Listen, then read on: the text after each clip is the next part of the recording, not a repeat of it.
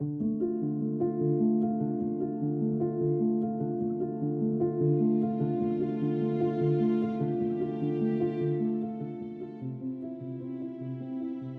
the night of April 6, 1520, after having fallen ill 8 days earlier with a violent fever, as Giorgio Vasari later recalled, Raphael died suddenly on the same day he was born. All of Rome, in shock and disbelief, gathered around his deathbed.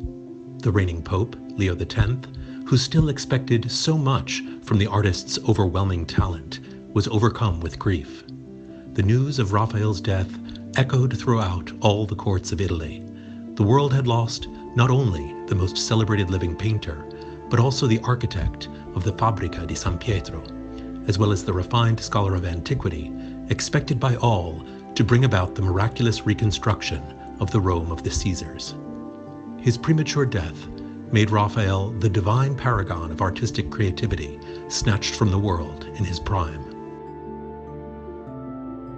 In accordance with Raphael's last wishes, his burial on April 7, 1520, took place in the Pantheon, the monument of ancient Rome that he most admired, which he had drawn and studied even before coming to the city, and which became a fundamental model for his work as an architect. Raphael, who at his own expense had restored one of the great tabernacles inside the Pantheon, asked Lorenzetto, his trusted collaborator for sculpture, to create a monumental Madonna and Child, known as the Madonna del Sasso, using an ancient Roman statue of Venus as a model. Every detail, down to the tomb itself, was intended to convey the artist's desire to live and die like the ancients. The Latin epitaph extols the creative force of the artist. Here lies the great Raphael, by whom nature herself feared to be vanquished while he lived, and, when he died, feared that she might perish with him. The letter to Leo X, written in 1519 by Raphael and Baldassare Castiglione, concerns the plan to recreate the main monuments of ancient Rome on paper. This offers precious insight into Raphael's thinking, an artist who has left very few direct confessions. The document also marks a turning point in the development of a modern attitude towards protecting and preserving monuments. This room of the exhibition presents a comparison and an ideal dialogue among the three protagonists of the letter to Leo X. Raphael, in a late self-portrait from the Louvre, in which, in the presence of a friend, he looks directly at the viewer, creating the illusion that we are somehow part of the painting. The Medici Pope, portrayed as a passionate art collector, intent on admiring a sumptuous illuminated manuscript.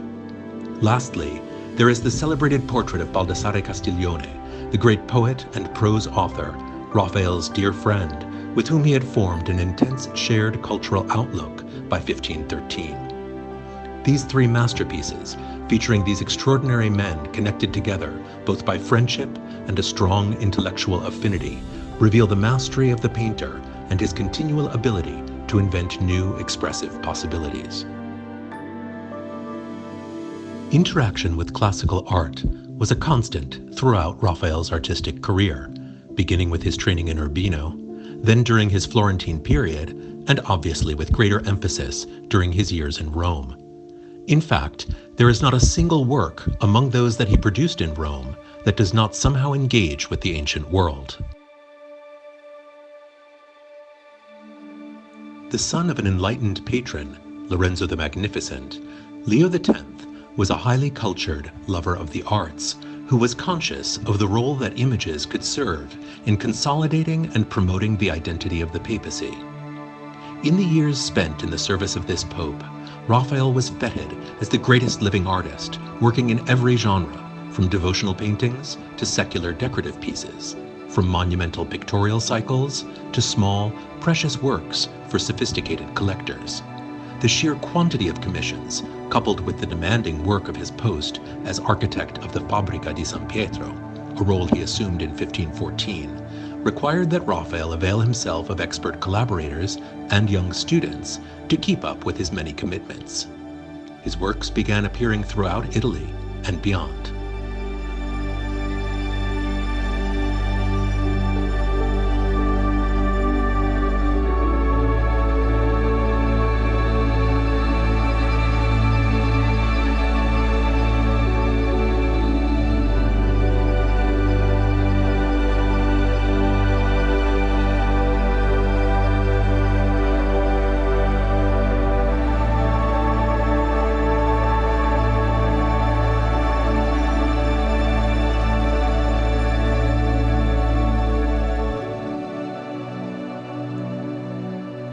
On June 15, 1515, Raphael received the first documented payment for a new and prestigious commission from Leo X. 10 monumental polychrome cartoons for a series of valuable tapestries dedicated to the stories of Saints Peter and Paul to be placed along the walls of the Sistine Chapel. For Leo X, this lavish commission was an opportunity to affix a Medici seal to the most important sacred place in Rome. The series of tapestries was conceived by Raphael in a way that would have them interact not only with the frescoes of the Tuscan and Umbrian masters of the 15th century that adorned the walls of the chapel, but most of all with the monumental ceiling decorations by Michelangelo.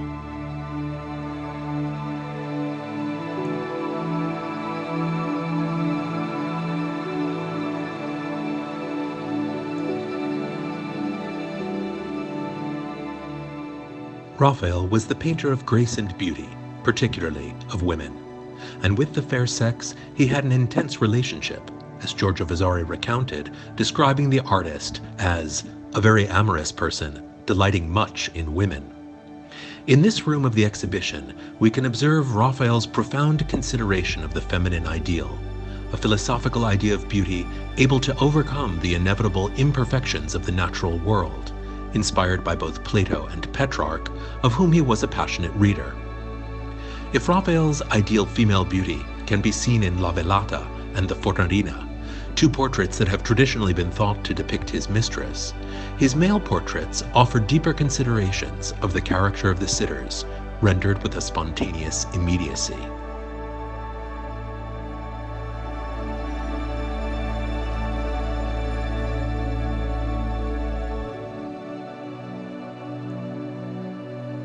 In addition to being the greatest painter of his time, Raphael was an architect endowed with true genius. The study of ancient Roman buildings enabled Raphael to develop an innovative decorative repertoire that distinguished his architectural designs derived from classical models. The opulence of the materials and the hemispherical dome of the Chigi chapel recall the Pantheon. Classical elements, moreover, adorned the facade of Palazzo Branconio dell'Aquila. Doric columns, niches with statues, classical-style heads within medallions bordered with festoons, masks and ribbons characterize this sumptuous residence that became a paradigm for domestic architecture. The explicit evocation of ancient models also characterized Raphael's designs for the unfinished Villa Madama, built on the slopes of Monte Mario for Giulio de' Medici, cousin of Leo X and future Pope Clement VII.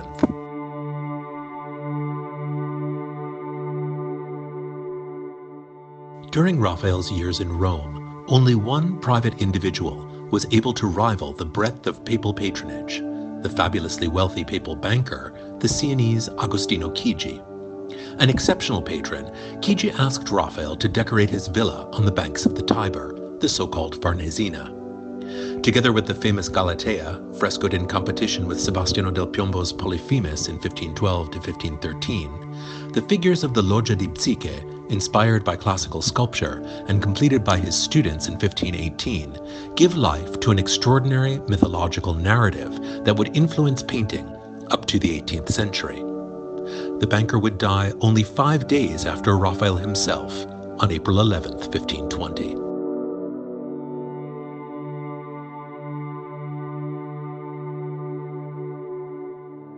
Giuliano della Rovere, Pope Julius II from 1503 to 1513, was arguably the greatest, most ambitious, and most influential patron of the early modern period.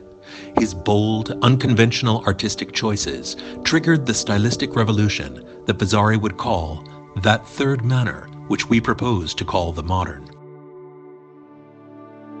The city's newfound rank as the unrivaled center for the renewal of the figurative aesthetic was established in its major construction projects. The decoration of the Sistine Chapel, the project for the Pope's grandiose funerary monument, the opening of the enormous building site for the construction of the new Basilica of St. Peter's, and the beginning of the work on the frescoes in the Pope's private apartment all contributed to transforming Rome into an exceptionally fertile context for artistic innovation. Raphael arrived in the papal capital at the end of 1508 and soon established himself as one of the leading figures in this moment of cultural effervescence. In addition to working at the Vatican, he continued to accept commissions from wealthy private clients while pursuing his personal development of the Madonna and Child theme, increasingly influenced by classical sources.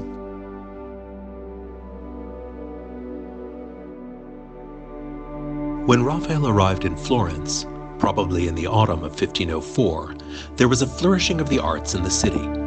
Leonardo and Michelangelo competed against each other in the great council hall of the Palazzo Vecchio with their two battle scenes of Anghiari and Cascina, while artists such as Fra Bartolomeo, Filippino Lippi, and Piero di Cosimo vied for the public's attention. In addition, Raphael could observe 15th century masters such as Masaccio, Donatello, and Luca della Robbia, assimilating and reinterpreting their formal elements. Raphael's Florentine works display his progressive departure from the example of Perugino.